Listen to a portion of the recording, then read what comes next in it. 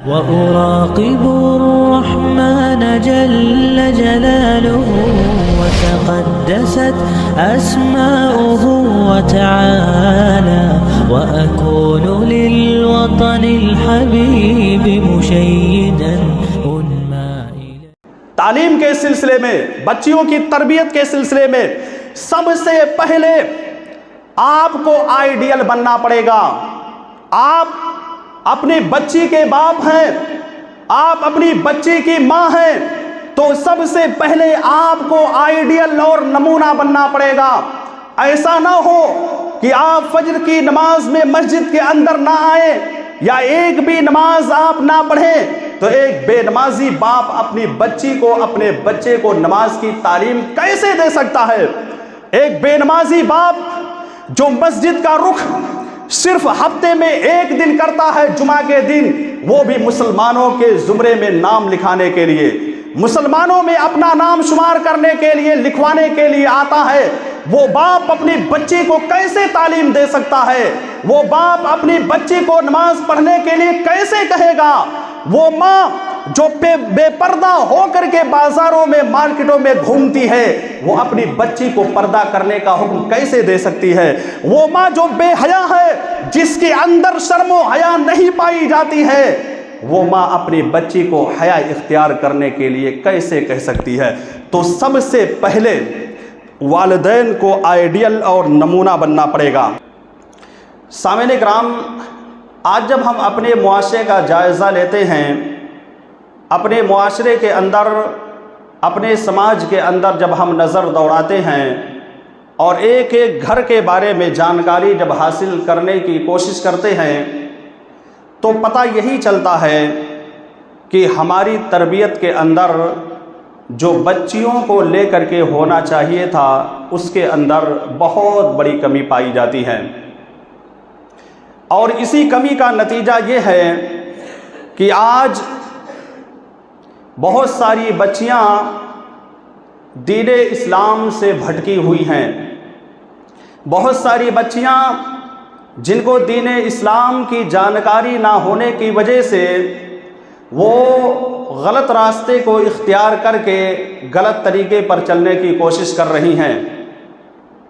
اس پر بھی افسوس کا مقام یہ ہے کہ آج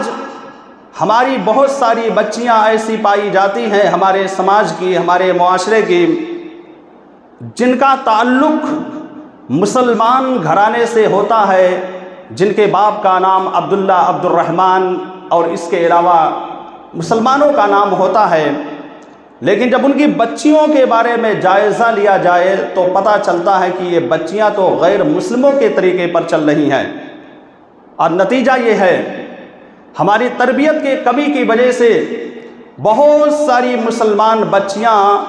غیر مسلم بچوں کے ساتھ دوستی کر کے رکھتی ہیں. بہت ساری مسلمان بچیاں ایسی آپ کو مل جائیں گی جو غیر مسلم بچوں کے ساتھ بھاگ جاتی ہیں. آپ کو بہت ساری بچیاں ایسی بھی مل جائیں گی جو غیر مسلم کے ساتھ شادی بیواہ بھی کرتی ہیں. اور آپ کو ایسی بھی بچیاں مل جائیں گی جو اگر شادی نہیں کرتی ہیں، بھاگتی نہیں ہیں، تو کم سے کم ان کے ساتھ زناکاری و بدکاری جیسے غلط افعال کو انجام دے رہی ہیں. اور یقیناً یہ بہت بڑے المیہ کی بات ہے اور بہت افسوس کا مقام ہے کہ آج جس نبی کے امتی کے ہونے کا دعویٰ ہم پیش کرتے ہیں، جس نبی کے بارے میں ہم یہ کہتے ہیں کہ ہم نبی کے امتی ہیں، نبی کے ماننے والے ہیں، جب ہم تربیت کے سلسلے میں دیکھتے ہیں، بیٹیوں کی خاص کر کے تربیت کو لے کر کے دیکھتے ہیں، تو ہمارے گھروں کے اندر وہ تربیت جو اسلامی شریعت نے ہمیں دی ہے، اس اعتبار سے اپنی بچیوں کو تربیت نہیں دینا چاہتے ہیں. جب ہم اس پر غور و فکر کرتے ہیں، ایک مرتبہ سوچتے ہیں کہ آخر کیا وجہ ہے کہ ہماری یہ بچیاں دین اسلام کے راستے سے ہٹی ہوئی ہیں، کیا وجہ ہے کہ ہماری یہ نوجوان بچیاں، یہ نوجوان لڑکیاں دین اسلام کو چھوڑ کر کے چل رہی ہیں، جب اس پر ہم غور کرتے ہیں، جب اس پر سوچتے ہیں، تو ہمارے سامنے ایک بات نکل کر کے آتی ہے، اور وہ یہ ہے کہ ہمارے دل کے اندر اپنے بچوں کو جہنم سے بچانے کی فکر نہیں پائی جا رہی ہے۔ یعنی ہمارے دل کے اندر اپنے بچوں کو یا اپنی بچیوں کو جہنم سے کیسے بچائیں، اس کی فکر ہمارے اندر نہیں پائی جا رہی ہے۔ یہی وجہ ہے کہ اللہ رب العالمین نے قرآن مجید کے اندر سورۃ التحریم کے اندر تعلیم دیتے ہوئے کہا، یا ایھا الذین آمنوا قوا انفسکم واہلیکم نارا، کہ ایمان والو تم اپنے آپ کو اور اپنے اہل و عیال کو جہنم کی آگ سے بچاؤ۔ یہاں پر اللہ رب العالمین نے سب سے پہلے کہا کہ اپنے آپ کو، اور اس کے بعد اپنے اہل و عیال کو۔ اہل و عیال کے اندر سارے لوگ داخل ہو جائیں گے، آپ کا بچہ بھی آئے گا، آپ کی بچی بھی آئے گی، آپ کی اہلیہ بھی آئیں گی، آپ کی بہنیں بھی آئیں گی، آپ کی ماں آئے گی، آپ کا باپ آئے گا۔ تو سب سے پہلے اللہ تبارک و تعالیٰ نے یہ کہہ دیا کہ اپنے آپ کو بچانا ہے، پھر اس کے ساتھ اپنے اہل و عیال کو بچانا ہے۔ کس چیز سے بچانا ہے؟ دنیا کی آگ سے نہیں، اللہ نے کہا نارن، اس آگ سے بچائیے جس آگ کا ایندھن انسان اور پتھر ہے۔ گویا کہ انسانوں کو جو مجرم اور جو گنہگار ہوں گے ان کو اس جہنم کے اندر، اس آگ کے اندر ڈالا جائے گا، اور وہ پتھر جن کی دنیا کے اندر رہ کر کے لوگ پوجا پاٹ کرتے ہیں، جن کے سامنے اپنی پیشانی کو ٹیکتے ہیں، جن سے امیدیں وابستہ کرتے ہیں، جن کو بیماریوں میں شفا یابی کے لیے پکارتے ہیں، وہ پتھر بھی جہنم کے اندر داخل کیے جائیں گے۔ تو اللہ نے کہا اپنے آپ کو، اپنے اہل و عیال کو جہنم کی آگ سے بچاؤ۔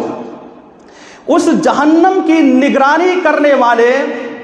ایسے فرشتے ہوں گے، ایسے فرشتے ہوں گے جو بہت ہی زیادہ سخت ہوں گے، جو بہت ہی زیادہ سختی کے ساتھ نپٹیں گے، کسی کے ساتھ ذرہ برابر بھی وہ کوتاہی نہیں کریں گے،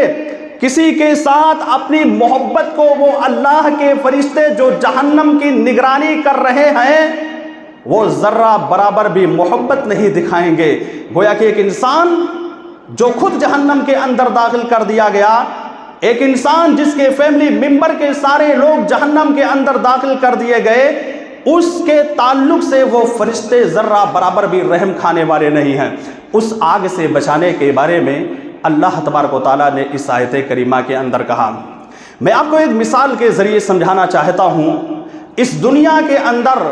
اگر آپ کے بیٹے یا آپ کی بچی کے چہرے پر تھوڑا سا داغ لگ جائے، یا کسی جگہ اس پر چوٹ لگ جائے یا کٹ جائے، تو آپ فوراً اس کو لے کر کے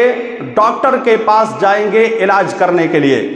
ڈاکٹر کے پاس جا کر کے علاج کرائیں گے اور یہ کہیں گے کہ میری بیٹی کے چہرے پر یہ داغ آ گیا ہے، یا میری بیٹی کا چہرہ پھوٹ گیا ہے، یہاں چہرے پر زخم آ گیا ہے، آپ ذرا اس کا علاج کر دیجئے۔ آپ کے بیٹے کے بارے میں اگر آپ کو پتہ چل گیا کہ میرے بیٹے کا ایکسیڈنٹ ہو گیا ہے، اب وہ ماں چین و سکون کے ساتھ نہیں بیٹھے گی،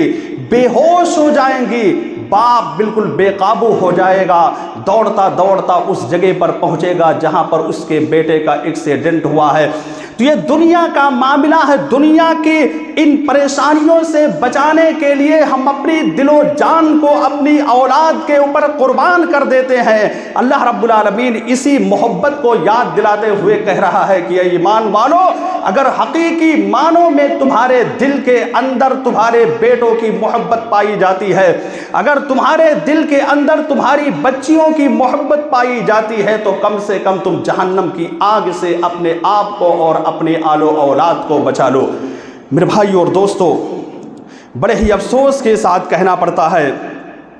کہ جہنم سے بچانے کے لیے جو تعلیم شریعت اسلامیہ نے دی ہے، آج اس تعلیم کے اوپر ہم میں سے بہت کم لوگ عمل کرنے والے ہیں۔ آج دیکھیے بہت سارے گھرانے ایسے پائے جاتے ہیں جن گھرانوں کی بچیاں کالجز میں، اسکول میں جا کر کے پڑھتی ہیں، اسکول کا، کالج کا سالانہ فنکشن ہوتا ہے، وہاں پر ڈانس کیا جاتا ہے، گانے اور میوزک بجائے جاتے ہیں، اس جگہ پر جا کر کے یہ جوان جوان بچیاں دھڑلے کے ساتھ ناچتی ہیں، گاتی ہیں باقاعدہ، اور اس پر بھی افسوس کا مقام ہے۔ بہت سے جاہل گھرانے ایسے ہیں جنہوں نے اپنا نام مسلمانوں کا رکھ لیا ہے، لیکن جن کو دین کے بارے میں، اسلام کے بارے میں پتہ نہیں ہے، وہ باقاعدہ اپنی بچیوں کا ویڈیو بناتے ہیں کہ ہماری بچی یہ ڈانس کر رہی تھی فلاں کالج میں، فلاں اسکول میں، اور اس کو اپنے رشتہ داروں کے پاس فارورڈ کرتے ہیں، اپنے رشتہ داروں کے سامنے لے جا کر کے دکھاتے ہیں، دیکھیے میری بچی نے فلاں اسکول میں جا کر کے ڈانس کیا تھا، میری بچی اس طرح سے گانا گا رہی ہے، اتنے فخر کے ساتھ جا کر کے اس جگہ پر دکھاتے ہیں اپنے رشتہ داروں کو۔ میری ماؤں اور بہنوں، یاد رکھنا، یہ دنیا ہے، یہ دنیا کی زندگی ختم ہونے والی ہے، لیکن آخرت کی زندگی، اور جس زندگی کے لیے اللہ رب العالمین نے بہترین زندگی بنانے کی تعلیم خود دی ہے کہ اپنے آپ کو، اپنے اہل و عیال کو جہنم کی آگ سے بچانا ہے، تو اپنی بچیوں کی تربیت جب صحیح طریقے سے آپ کریں گے، اپنی بچیوں کی تربیت اچھے انداز سے کریں گے، تو یقیناً یہ بچیاں جہنم کے اندر نہیں بلکہ یہ بچیاں جنت کے اندر جائیں گی، اور یہی مطالبہ اللہ رب العالمین آپ سے کر رہا ہے۔ اور ویسے بھی اگر حدیث کی کتابوں کو اٹھا کر کے دیکھیں گے تو بہترین تربیت میرے آقا جناب محمد الرسول اللہ صلی اللہ علیہ وسلم نے اور صحابہ کرام نے اپنی بچیوں کو دی ہے۔ میں آپ کے سامنے وہ مثال پیش کرتا ہوں، جب اللہ کے نبی صلی اللہ علیہ وسلم کو اللہ رب العالمین نے اپنا نبی اور اپنا رسول بنایا،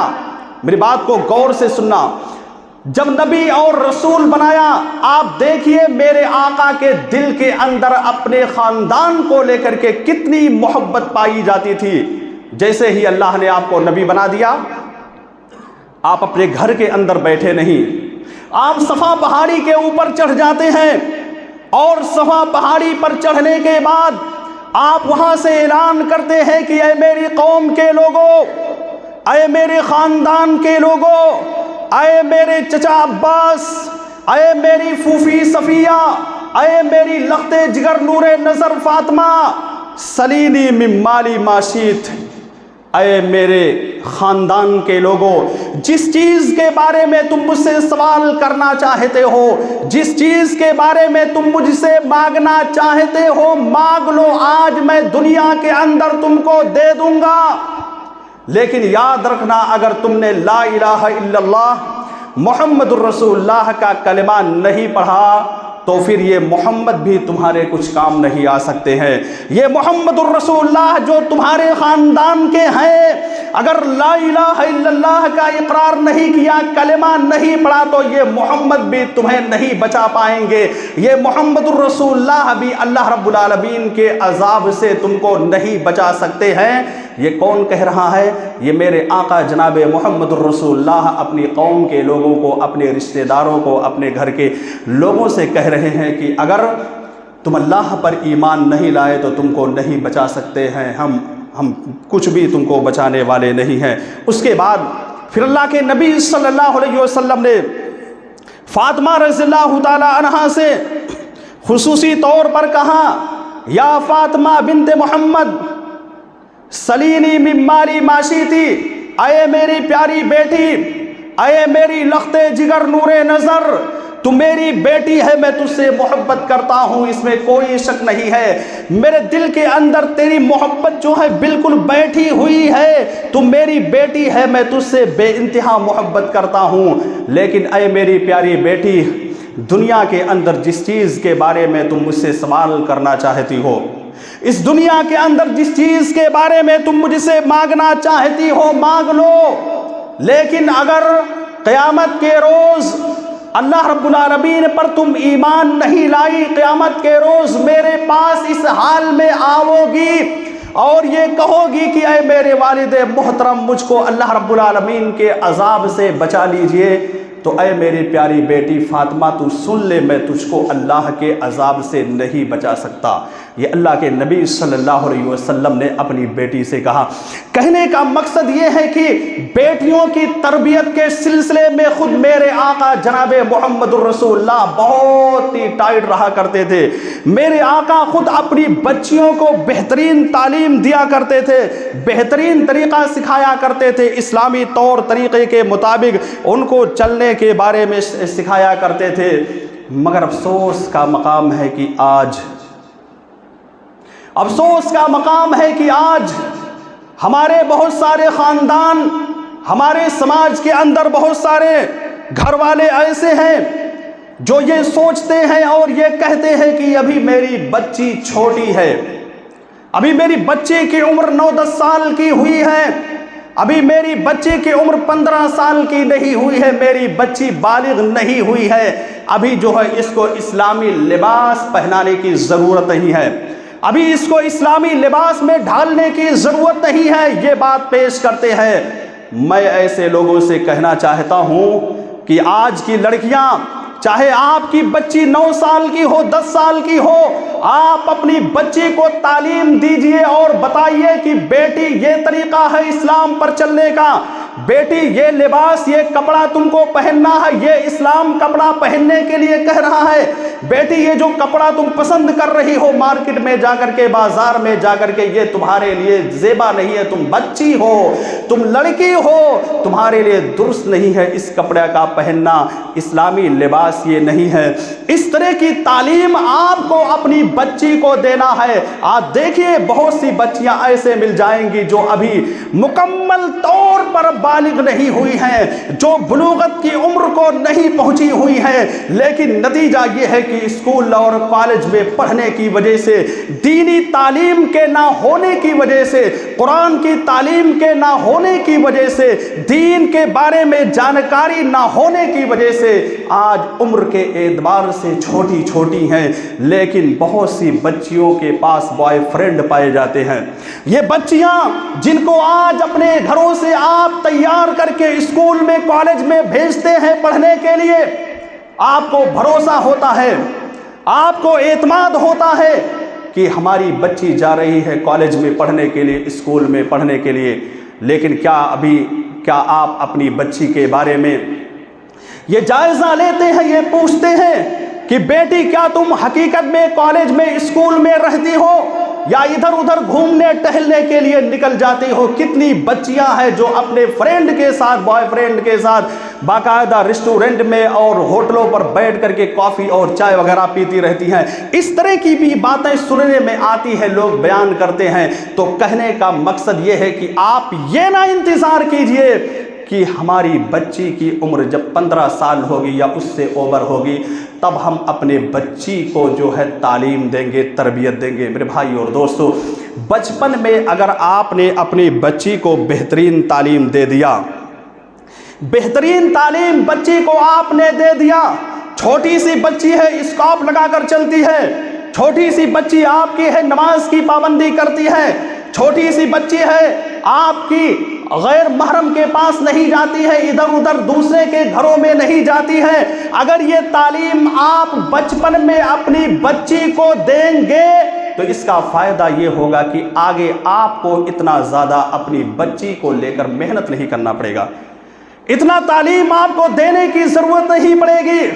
وہ بچی خود سمجھ جائے گی کہ میرے خاندان کے لوگ عزت والے ہیں،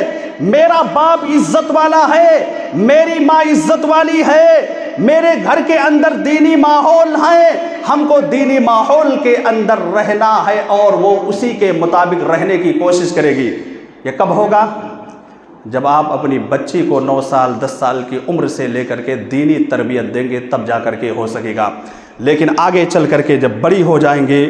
اور ان کا جب من بڑھ جائے گا ادھر ادھر گھومنے ٹہلنے میں، سہیلیوں کے گھر آنے جانے میں، مارکیٹوں میں آنے جانے میں، بازاروں میں آنے جانے میں، تو پھر وہ بچی سیدھے راستے پر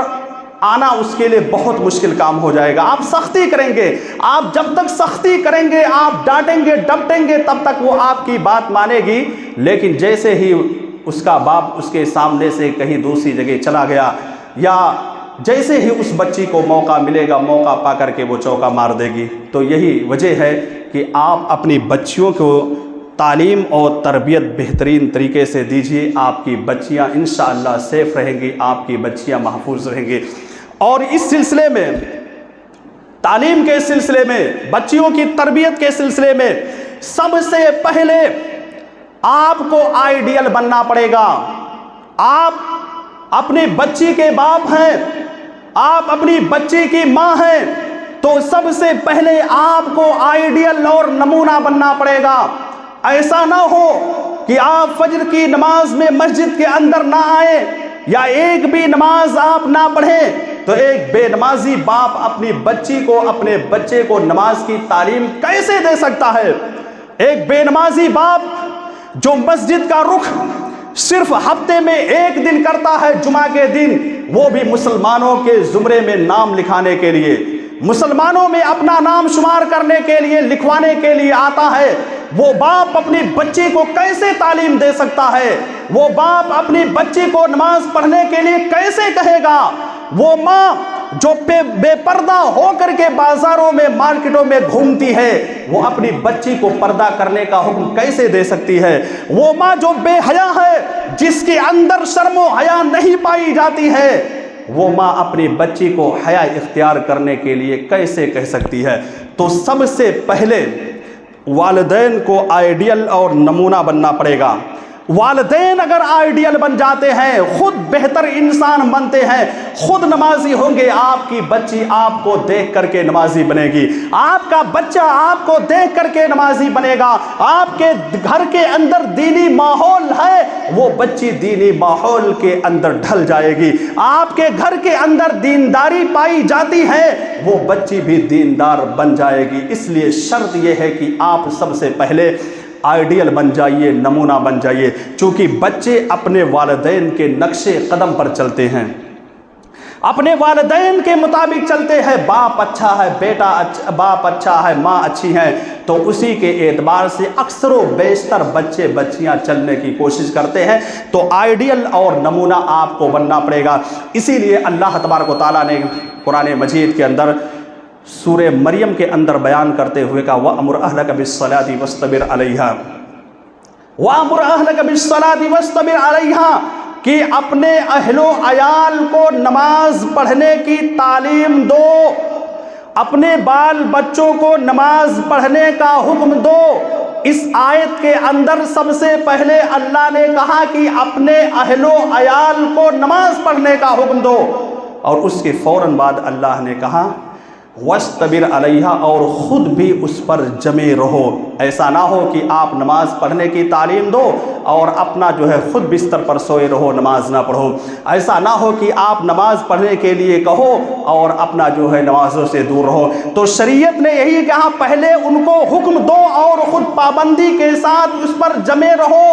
تبھی جا کر کے آپ اس میں کامیاب ہو سکتے ہیں، بہترین تربیت اپنے بچیوں کو اور اپنے بچوں کو کر سکتے ہیں۔ آپ کو نماز کے سلسلے میں نماز کی تعلیم دے رہے ہیں، تو اس سلسلے میں جو بھی پریشانیاں آئیں گی آپ کو جھیلنا پڑے گا۔ آپ کو ٹھنڈک کے موسم میں اپنی نیند کی قربانی دے کر کے فجر کی نماز میں پہنچنی پڑے گی۔ آپ کو گرمی لگ رہی ہے، دھوپ نکلا ہوا ہے، دھوپ کی پریشانی کو جھیلتے ہوئے آپ کو خود اس پر صبر کرتے ہوئے مسجد کے اندر آنا پڑے گا۔ آپ بازار میں ہیں، مارکیٹ میں ہیں، سامان خرید رہے ہیں، اپنی دکان کو چلا رہے ہیں، آپ کا بزنس چل رہا ہے، آپ کو قربانی دینا پڑے گا، آپ کو دکان بند کرنا پڑے گا، تب جا کر کے آپ جو ہے سیدھے راستے پر چلنے والے ہوں گے، آپ کی تربیت بھی صحیح ہوگی اور آپ کے بچوں کو بھی تربیت ہوگی۔ تو قربانی جو ہے آپ کو ہر حال میں دینا پڑے گا، چونکہ اللہ رب العالمین کے جو مومن بندے ہوتے ہیں جو اللہ کے مومن بندے ہوتے ہیں، جن کا ایمان اور عقیدہ اللہ پر ہوتا ہے، جو یہ سوچ کر کے اپنی دکان پر بیٹھتے ہیں کہ روزی روٹی کا مالک دنیا کا کوئی انسان نہیں ہے، روزی روٹی کا مالک دنیا کا کوئی انسان نہیں ہے، بلکہ روزی روٹی کا مالک اللہ رب العالمین ہے، جو یہ سوچ کر اپنے دکان پر بیٹھتے ہیں اور جیسے ہی ٹائم ہوتا ہے مسجد کے اندر آ کر کے نماز پڑھنے کی کوشش کرتے ہیں، یقیناً وہ گھر بھی بہترین گھر ہوگا، وہ گھر بھی اسلامی گھر ہوگا، وہ گھر جو اس گھر کے اندر بچے ہوں گے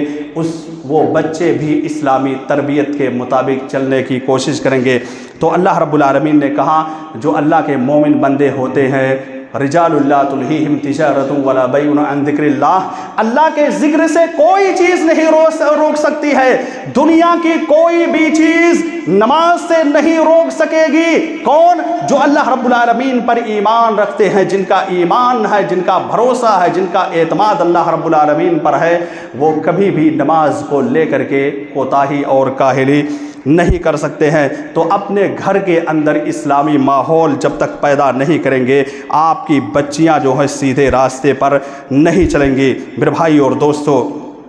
اسی طرح سے اپنے گھر کے اندر اپنی بچیوں کے اندر اگر اسلامی تربیت پیدا کرنا ہے، اسلامی تعلیم دینا ہے، تو آپ اپنی بچیوں کو باحجاب نکلنے کے لیے کہیے۔ اپنی بچیوں کو، جب آپ کی بچیاں گھر سے نکلیں، کسی کام کے لیے کہیں پر جانا ہے، رشتہ داروں میں جانا ہے، یا کسی شادی بیواہ کے موقع پر بہت ضرورت پڑ جاتی ہے، جانا ہی پڑ رہا ہے، تو اپنی بچی کو یہ تعلیم دیجئے کہ بیٹی گھر سے نکلنا ہے تو باحجاب ہو کر کے نکلنا ہے، گھر سے نکلنا ہے تو حجاب پہن کر کے نکلنا ہے، اور اس جگہ پر جا کر کے جس جگہ پر تمہیں دعوت میں جانی ہے وہاں بھی حجاب کا استعمال کرنا ہے۔ یہ تعلیم جب آپ اپنی بچی کو دیں گے تو آپ کی بچی سیدھے راستے سے بھٹکے گی نہیں، آپ کی بچی غیر مسلم کے ساتھ بھاگے گی نہیں، آپ کی بچی غیر مسلموں کے ساتھ ناجائز تعلقات نہیں بنائیں گی، آپ کی بچی غیر مسلموں کے ساتھ شادی بیواہ نہیں کریں گی۔ کب؟ جب آپ اسلامی ماحول کے اندر ڈھالنے کی کوشش کریں گے، اسلامی ماحول کے اندر ان کو ڈھال کر کے چلانے کی کوشش کریں گے، تب یہ ساری چیزیں ہو سکتی ہے۔ لیکن بڑے افسوس کے ساتھ کہنا پڑتا ہے کہ آج کے کچھ باپ اور کچھ مائیں ایسی موجود ہیں جو اپنی بچی کی فرمائش کے مطابق جس طرح سے وہ چاہتی ہے ویسا کپڑا لا کر کے حاضر کر دیتے ہیں، جیسا کپڑا وہ چاہتی ہے اس طرح کا کپڑا لا کر کے دے دیتے ہیں۔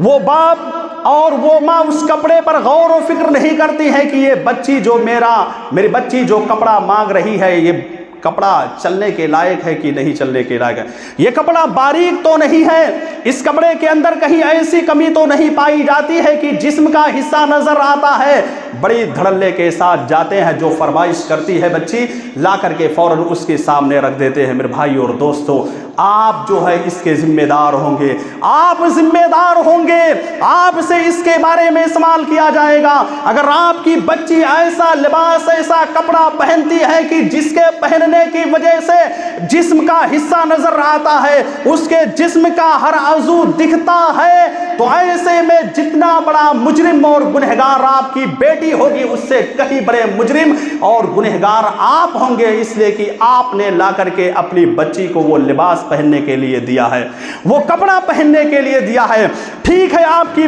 بچی جو ہے ضد کر رہی ہے، کہہ رہے نہیں ہم کو وہی لباس چاہیے، آپ دیکھیے، کہیے، سمجھائیے کہ بیٹی یہ اسلامی لباس نہیں ہے، یہ اسلامی لباس نہیں ہے، ارے یہ تو کپڑا ایسا ہے کہ دیکھنے میں اندر کی چیزیں نظر آتی ہے۔ اگر اس طرح سے اپنی بچی کو سمجھانے کی کوشش کریں گے تو میرے سمجھ سے اتنا زیادہ آپ کی بچی ضد نہیں کرے گی کہ نہیں ہم کو وہی کپڑا چاہیے جو ہم کہہ رہے ہیں، اور اگر ضد بھی کرتی ہے تو اس کا صاف مطلب یہی ہے کہ آپ نے تربیت اپنی بچیوں کو صحیح نہیں کی ہے۔ آپ نے بچپن سے اپنی بچیوں کی تربیت صحیح کی ہوتی تو آج آپ کی یہ بیٹی جو فلاں کپڑا آپ سے مانگ رہی ہے جس سے اس کے جسم کا حصہ نظر آ سکتا ہے، وہ بچی آپ سے اس کپڑے کے بارے میں دوبارہ سوال نہیں کرتی۔ میں آپ کے سامنے مسند احمد کی ایک روایت پیش کرنا چاہتا ہوں۔ یہ روایت صحیح مسند کے اندر موجود ہے۔ اللہ کے نبی صلی اللہ علیہ وسلم کے پاس مصر سے ایک گفٹ آیا، ایک تحفہ آیا۔ ایک تحفہ کپڑے کے شکل میں تھا، جس کو عربی زبان میں قبطیہ کپڑا کہتے تھے، وائٹ میں رہتا تھا اور بہت ہی خوبصورت، بہت ہی عمدہ، لیکن تھوڑا باریک لباس تھا۔ تو یہ گفٹ جو تھا بہت ہی قیمتی گفٹ تھا، بڑا قیمتی، بڑا مہنگا گفٹ تھا۔ اللہ کے نبی صلی اللہ علیہ وسلم کی یہ عادت تھی کہ وہ مہنگی چیز اپنے پاس نہیں رکھتے تھے، مہنگی اور قیمتی چیز وہ کسی کو گفٹ کر دیا کرتے تھے، دے دیا کرتے تھے۔ جب یہ گفٹ مصر کے بادشاہ نے نبی صلی اللہ علیہ وسلم کے پاس بھیجا تو اللہ کے نبی صلی اللہ علیہ وسلم نے یہ گفٹ جو ہے اسامہ بن زید کو دے دیا، یعنی زید کے بیٹے اسامہ کو دے دیا یہ کپڑا۔ اسامہ رضی اللہ تعالیٰ عنہ چونکہ زید رضی اللہ تعالیٰ عنہ کے بیٹے تھے، اور زید نبی صلی اللہ علیہ وسلم سے بڑی محبت کرتے تھے اور ساتھ میں بھی رہا کرتے تھے، تو یہ کپڑا جو ہے اسامہ نے اپنی بیوی کو لے کر جا کر کے دے دیا۔ کچھ دن کے بعد اللہ کے نبی سوال کرتے ہیں اور پوچھتے ہیں کہ اسامہ، وہ جو میں نے کپڑا تم کو دیا تھا، قبطیہ کپڑا، وہ کپڑا کہاں گیا؟ اسامہ رضی اللہ تعالیٰ عنہ نے کہا کہ اللہ کے نبی صلی اللہ علیہ وسلم وہ کپڑا میری بیوی نے پسند کر لیا، ان کو اچھا لگا اور وہ جو ہے سلا کر کے پہن رہی ہے۔ اللہ کے نبی صلی اللہ علیہ وسلم دیکھیے یہاں پر کیا تعلیم دے رہے ہیں۔ اللہ کے نبی صلی اللہ علیہ وسلم نے کہا کہ ٹھیک ہے، آپ کی بیوی وہ کپڑا پہن رہی ہے، لیکن ذرا اپنی بیوی سے کہہ دینا ان تجعل تحتها غلافا، کہ نیچے سے استر لگا لے، چونکہ وہ کپڑا بہت باریک تھا، ہلکا کپڑا تھا، جسم کا حصہ نظر آ سکتا تھا، اس لیے آپ نے کہا ان تجعل تحتها غلافا، اپنی بیوی سے کہہ دو کہ کپڑے کے اندر استر لگا لے تاکہ اندر کا جو حصہ ہے وہ دکھنے نہ پائے۔ یہاں پر اللہ کے نبی نے جو تعلیم دی ہے اور یہ اس حدیث کے اندر میسج دینے کی کوشش کی ہے وہ یہی ہے کہ باریک کپڑا جس سے عورت کا جسم نظر آ رہا ہو، جس سے جوان بچیاں جب کپڑا پہنے اندرونی حصہ نظر آئے، ان کے لیے جائز نہیں ہے کہ وہ ایسا لباس پہنے، ایسا کپڑا پہنے۔ یہاں پر نبی نے مانگا نہیں تھا بلکہ سوال کیا تھا تاکہ پتہ چل جائے کہ کس کے پاس کپڑا ہے، تعلیم دے دیا اور یہ کہہ دیا کہ باریک کپڑا کسی بھی حال میں پہننا عورتوں کے لیے جائز اور درست نہیں ہے۔ مگر میں پوچھنا چاہتا ہوں اپنی ماؤں اور بہنوں سے، کتنی خواتین ایسی پائی جاتی ہیں جو عید اور بقرعید کے موقع پر یا اسی طرح سے تہوار کے موقع پر جاتی ہے، 4-4 5-5 ہزار کا کپڑا خریدتی ہیں، ٹھیک ہے قیمتی کپڑا خرید رہی ہیں، کوئی سوال نہیں آپ خریدیے، لیکن اس کپڑے کے بارے میں غور کیجئے، دیکھیے کہ کیا اس کپڑے کے پہننے کے بعد آپ کے جسم کا اندرونی حصہ نظر آتا ہے کہ نہیں نظر آتا ہے۔ میں سمجھتا ہوں جہاں تک میرا مشاہدہ ہے کہ اکثر و بیشتر کپڑے جو یہ بک رہے ہیں ان میں سے اکثر جس کے اندر استر نہیں پایا جاتا ہے اس کپڑے سے عورت کے جسم کو دیکھا جا سکتا ہے۔ یاد رکھنا میری ماؤں اور بہنوں، یہ اسامہ بن زید کی جو حدیث مسند احمد کے اندر ہے یہ اس بات کی دلیل ہے کہ کسی بھی حال میں آپ کے لیے جائز نہیں ہے کہ ایسا کپڑا پہنے جس سے آپ کے جسم کا حصہ نظر آ رہا ہے۔ ہاں اگر کپڑا باریک ہے تو استر لگا کر کے ہی پہننا ہے، یہ تعلیم اللہ کے نبی صلی اللہ علیہ وسلم نے دی ہے۔ تو بچیوں کی تربیت کے سلسلے میں ہم کو دیکھنا ہے کہ ہم اپنی بچی کو جب تربیت دیں تو لباس بھی بہتر پہننے کی تربیت دیں، لباس کپڑا پہننے کی بہترین تعلیم دیں اور بتائیں کہ یہ فلاں فلاں کپڑے پہن کر کے جانا ہے اور اس طرح کا کپڑا نہیں پہننا ہے۔ یقیناً آپ کی بچیاں سیف رہیں گی، محفوظ رہیں گی، آپ کی بچیاں غلط راستے پر نہیں جا سکتی ہیں۔ اسی طرح سے اپنی بچیوں کے اندر حیا پیدا کیجیے، اپنی بچیوں کی تعلیم اور تربیت دیتے ہوئے یہ کہیے کہ بیٹی اپنے دل کے اندر حیا رکھیے، شرم رکھیے۔ اس حیا اور شرم کا فائدہ یہ ہوگا کہ وہ برائی کی طرف بچیاں نہیں جائیں گی۔ آپ کے سامنے حضرت شعیب علیہ السلام کا واقعہ موجود ہے۔ حضرت شعیب جن کے پاس 2 بیٹیاں تھیں، 2 بچیاں تھیں، غور سے میری بات سننا، میں شارٹ کٹ میں اس بات کو بتانا چاہتا ہوں۔ شعیب علیہ السلام کے پاس 2 بیٹیاں تھیں۔ شعیب علیہ السلام انتہائی زیادہ بڈھے ہو چکے ہیں، کمزور ہو چکے ہیں، بستر پر لیٹے ہوئے ہیں۔ شعیب علیہ السلام کی بچیاں بکریوں کو لے کر کے جاتی ہیں پانی پلانے کے لیے، پانی پلانے کے لیے لے کر کے جاتی ہیں۔ ادھر مدین سے موسیٰ علیہ السلام کا گزر ہوتا ہے، آ کر کے اس جگہ پر پہنچ جاتے ہیں۔ موسیٰ علیہ السلام کی نگاہ پہنچتی ہے کہ لوگ لائن لگا کر کے اپنی بکریوں کو لے کر کے کھڑے ہوئے ہیں پانی پلانے کے لیے، اور دو بچیاں وہاں کنارے کھڑی ہیں۔ موسیٰ علیہ السلام جاتے ہیں، سوال کرتے ہیں کہ بچی کیا حال ہے، لائن لگا ہوا ہے اور آپ لوگ اس جگہ پر کھڑی ہیں۔ تو ان بچیوں نے کہا کہ ہم ایسے جب تک مردوں کی لائن ختم نہیں ہو جائے گی ہم اپنے جانور کو، اپنی بکریوں کو پانی نہیں پلا سکتے ہیں۔ ہم اپنی بکریوں کو اس وقت تک پانی نہیں پلائیں گے جب تک کہ یہاں سے مرد حضرات اپنے جانور کو پانی پلا کر کے لے کر چلے نہیں جائیں گے۔ حضرت موسیٰ علیہ السلام کے دل کے اندر رحم آ گیا۔ موسیٰ علیہ السلام نے دیکھا کہ لائن بہت لمبی ہے، بچیاں پریشان ہو جائیں گے، بکریوں کو لے کر کے جاتے ہیں اور بھاری بھرکم جو ہے کنویں سے پانی نکال کر کے ان کی بچیوں کی بکریاں جو تھی ان کو پانی پلا دیتے ہیں۔ اور جب پانی پلا دیتے ہیں، جو ظاہر سی بات ہے جو کام ان بچیوں کو کرنا تھا وہ موسیٰ علیہ السلام نے کر دیا۔ اس کے بعد وہ بچیاں اپنے بکریوں کو لے کر کے اپنے والد محترم کے پاس پہنچ جاتی ہیں۔ والد محترم سوال کرتے ہیں، پوچھتے ہیں کہ اے بیٹی آج کیوں اتنا جلدی تم لوگ چلی آئی ہو؟ تو بچیوں نے جواب دیا کہ ایک آدمی ہے جس کا نام موسیٰ ہے، انہوں نے ہماری بکریوں کو آج پانی پلایا ہے اور جس کے نتیجے میں ہم گھر جلدی پہنچ گئے ہیں۔ اس کے بعد شعیب علیہ السلام حکم دیتے ہیں کہ جاؤ، ایک بیٹی جاتی ہے اور وہ بیٹی قالت لا نسقی حتی یصدر الرعاء فجاءته احداهما تمشی علی استحیاء، دونوں بچیوں میں سے ایک بچی شرم و حیا کرتے ہوئے موسیٰ علیہ السلام کے پاس جاتی ہے۔ یہاں جو میں پوائنٹ آپ کے سامنے ذکر کرنا چاہتا ہوں وہ حیا کا پوائنٹ ہے، حیا کا، کہ وہ حیا کرتے ہوئے شرم کھاتے ہوئے موسیٰ علیہ السلام کے پاس وہ بچی جاتی ہے اور کہتی ہے کہ ہمارے والد محترم نے آپ کو بلایا ہے اور کہا ہے کہ جاؤ ان کو بلا کر کے لاؤ۔ چنانچہ موسیٰ علیہ السلام ان کے پاس جاتے ہیں اور پورا ایک لمبا واقعہ ہے کہ اس کے بعد 8 سال تک جو ہے باقاعدہ خدمت کرتے ہیں اور پھر شادی کر دی جاتی ہے۔ تو محل شاہد یہاں جو پوائنٹ کی بات یہی ہے کہ اپنی بچیوں کو حیا کی تعلیم دینا ہے۔ اگر شعیب علیہ السلام کی بچیوں کے اندر حیا نہ ہوتا تو وہ بچیاں بھی مردوں کے ساتھ جا کر کے لائن لگا کر کے اپنی بکریوں کو پانی پلا سکتی تھی، لیکن ان کے اندر حیا تھا، شرم تھا، اس لیے انہوں نے کہا نہیں میں مردوں کی لائن میں لگ نہیں سکتی ہو جب تک کہ مرد حضرات اپنے جانور کو، اپنی بکریوں کو پانی پلا کر کے چلے نہیں جائیں گے تب تک ہم یہاں سے نہیں پانی پلانے کے لیے جائیں گے۔ تو شرم و حیا اگر رہے گا تو آپ کی بچیاں، آپ کی بیٹیاں ایسی جگہوں پر، جس جگہ پر مرد حضرات ہوں گے وہاں پر جانے سے احتیاط کریں گے، بچیں گے، اور جب بچیں گے تو یقینی طور پر میں کہنا چاہتا ہوں کہ آپ کی بچی محفوظ رہے گی، آپ کی بچی شرعی تعلیم کے مطابق چلنے والی ہوں گی۔ اسی طرح سے ابو داؤد کی ایک روایت ہے جو نبی صلی اللہ علیہ وسلم کے دور اور زمانے کی بات ہے کہ نبی صلی اللہ علیہ وسلم کے زمانے میں باقاعدہ خواتین مسجدوں کے اندر نماز پڑھنے کے لیے آیا کرتی تھی۔ یہ حدیث سے ثابت ہے کہ نبی کے زمانے میں بھی خواتین مسجد کے اندر نماز پڑھنے کے لیے آیا کرتی تھی۔ اللہ کے نبی صلی اللہ علیہ وسلم نے دیکھا کہ خواتین نکل رہی ہیں اور پورے راستے کو کور کر کے جا رہی ہے، گویا کہ پورے راستے میں پھیلی ہوئی ہیں۔ آپ صلی اللہ علیہ وسلم نے کہا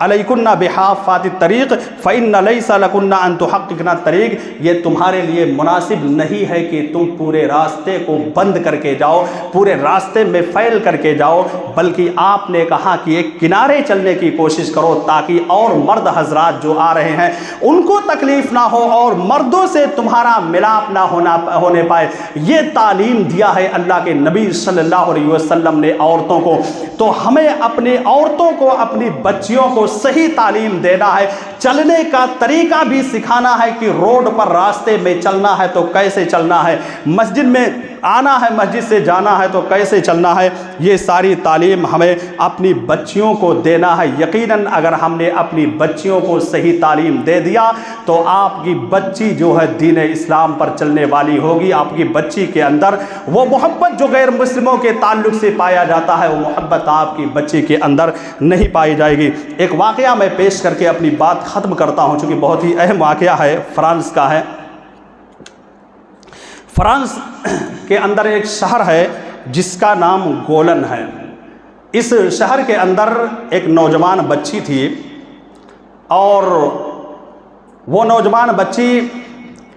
مطلب بغل میں ایک ڈاکٹر رہتا تھا جس کی عمر تقریباً 60 سال کی تھی، 60 سال اس کی ہو گئی تھی۔ تو ان کے والدین کو، بچی کے والدین کو اس ڈاکٹر کے اوپر بہت بھروسہ، بہت اعتماد تھا۔ جب بھی بچی کی طبیعت خراب ہوتی تھی، بیمار ہوتی تھی، تنے تنہا بھیج دیتی تھی گھر والے یا اس کا باپ بھیج دیتا تھا کہ جاؤ ڈاکٹر صاحب کے پاس جا کر کے علاج کرا لو اور وہاں سے دوا وغیرہ لے کر کے آؤ۔ ایک مرتبہ اتفاق سے ایسا ہوا کہ گھر کے باپ نے اپنی بچی کو بھیجا کہ جاؤ ڈاکٹر کے پاس جا کر کے اپنا علاج کراؤ۔ نتیجہ یہ ہوا کہ اس ڈاکٹر نے اس بچی کے ساتھ زناکاری اور بدکاری کیا، غلط حرکت کیا۔ اس کے بعد وہ بچی جب باہر نکل کر کے آتی ہے اور میڈیا کے سامنے آ کر کے اس بات کا اعلان کرتی ہے کہ اے میرے ملک کے لوگوں، اے میری ملک کی عورتوں، اے میرے ملک کے عورتوں کے شوہر، سن لو، اپنی بچی کو لے کر کے کسی کے اوپر بھروسہ مت کرنا، کسی کے اوپر اعتماد مت کرنا، کسی کے اوپر کبھی یہ سوچ کر کے کہ اس کی عمر 60 سال کی ہو گئی ہے، اس کی عمر جو ہے 80 سال کی ہو گئی ہے، بھروسہ مت کرنا۔ اس بچی نے آ کر کے یہ میسج اور یہ پیغام جو ہے میڈیا کے سامنے دے کر کے بتا دیا کہ بھروسہ کسی کے اوپر نہیں کرنا ہے، اور جب بھی اپنی بہنوں کو، اپنی بیٹیوں کو اپنی گھر سے نکالنا ہے تو ساتھ میں باپ کے ساتھ یا بھائی کے ساتھ یا جن کے ساتھ شادی کرنا جائز نہیں ہے ان کے ساتھ اپنی بچیوں کو چاہے ہاسپٹل ہو یا کسی بھی جگہ پر ہو بھیجنے کی کوشش کرو۔ یہ اس بچی نے جو ہے اپنے ملک کے تمام لڑکیوں کو میسج اور پیغام دے دیا، اور تمام ان لوگوں کو میسج اور پیغام دے دیا جو اپنی بچیوں کو تنے تنہا گھر سے اکیلے نکلنے کے لیے مجبور کر دیتے ہیں، بھیج دیتے ہیں۔ اس لیے میرے بھائی اور دوستوں، جب بھی اپنی بچی کو آپ کہیں پر بھیجیں تو اس کے ساتھ غیر محرم کا ہونا ضروری ہے، اس کے ساتھ اس کا باپ ہونا چاہیے، اس کا بھائی ہونا چاہیے، یا رشتہ داروں میں سے وہ لوگ جن سے شادی کرنا جائز نہیں ہے ان کے ساتھ ہی اگر آپ اپنی بچیوں کو بھیجیں گے تو یقیناً آپ کی بچیاں محفوظ رہیں گی، آپ کی بچیوں کے اندر دینی تعلیم برقرار رہے گا، آپ کی بچی غلط راستے پر نہیں جا سکتی ہے۔ رب العالمین سے میں دعا کرتا ہوں کہ الہ العالمین ہم تمام لوگوں کو اپنی بچیوں کی بہترین تعلیم و تربیت کرنے کی توفیق عطا فرما۔ الہ العالمین جو ہمارے یہاں جہالت پھیلی ہوئی ہے، الہ العالمین اس جہالت کا خاتمہ کر کے شریعت کے مطابق چلنے کی توفیق عطا فرما۔ الہ العالمین جو ہمارے مسلمان بھائی جن کے اندر صرف دنیا بسی ہوئی ہے، الہ العالمین ان کے اندر بھی دینداری پیدا کرنے کی توفیق عطا فرما۔ الہ العالمین جو ہمارے مسلمان بھائی مریض ہوں، بیمار ہوں، ان کو شفائے کاملہ و عاجلہ عطا فرما۔ رب العالمین ہمارے ملک کے جس بھی علاقے میں مسلمان بھائی اگر ستائے جا رہے ہیں، الہ العالمین تو ان کی مدد فرما، ان کی پریشانیوں کو، ان کی دکھوں کو تو دور فرما۔ الہ العالمین ہم تمام لوگوں کو پکا سچا نمازی بنا۔ الہ العالمین ہم تمام لوگوں کو دین اسلام کے مطابق زندگی گزارنے کی توفیق عطا فرما۔ آمین۔ وآخر دعوانا ان الحمد للہ رب العالمین۔